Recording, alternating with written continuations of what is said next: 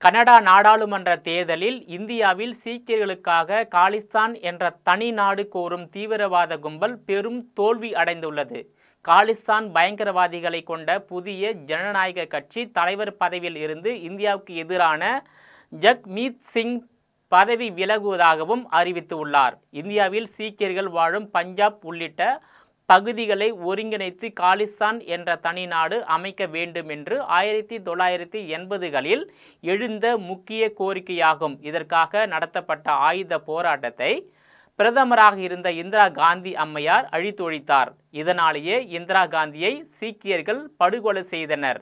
இந்த படுகொலையை தொடர்ந்து 1984ஆம் ஆண்டு வாக்கில் சீக்கியர்கள் பெருமளவு கொன்று குவிக்கப்பட்டனர். அப்போது இந்தியாவை விட்டு தப்பி ஓடிய காலிஸ்தான் ஆதரவு கும்பல் அமெரிக்காவிலும் கனடாவிலும் அடைக்கலம் புகுந்தது.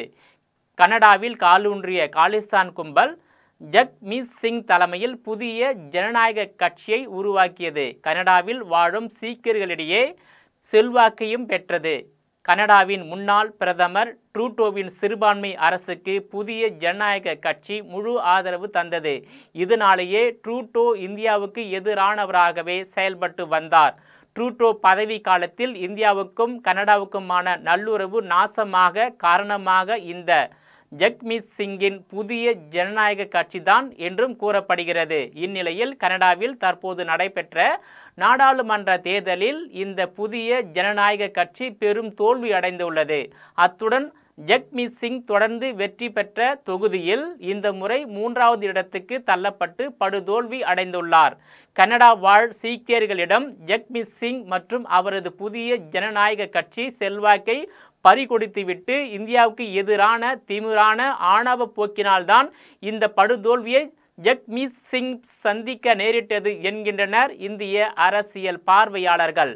கனடா தேர்தலில் படுதோல்வி அடைந்துவிட்டதால் புதிய ஜனநாயக கட்சி தலைவர் பதவியில் இருந்தும் ஜக்மீத் சிங் ராஜினாமா செய்துவிட்டார்.